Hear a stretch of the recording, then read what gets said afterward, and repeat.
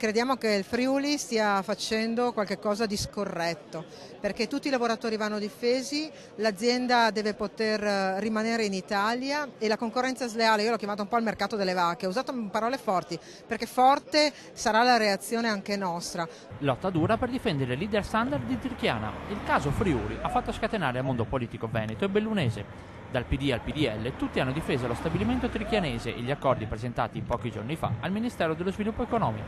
Se Idea Standard ha fatto un piano industriale che prevede la difesa di Tirchiana è perché questo serve a Idea Standard per rimanere in Italia, tutto il resto è qualcosa che è tutto da spiegare. Intanto martedì alle 12.30 convocati in regione sindacati, istituzioni e azienda per capire come rispondere alle proposte friulane. Non accettiamo che qualcuno utilizzi la specialità per fare concorrenza sleale a scapito delle nostre aziende e dei nostri lavoratori, che ricordiamoci sono tutti lavoratori. Ma se dalla giunta puntano il dito contro il Friuli Venezia Giulia, l'opposizione in regione mette nel mirino il presidente Luca Zaia. Io penso che ad esempio sia vergognoso che il presidente della regione non scenda in campo in prima persona, lasci all'assessore fare questo, che lo fa incomiabilmente, ma non basta. Dall'altra parte è sceso in campo direttamente il presidente Serracchiani e qui Zaia deve finalmente assumersi le sue responsabilità, altrimenti devi sapere che la colpa principale, se le cose dovessero andare male, sarà della sua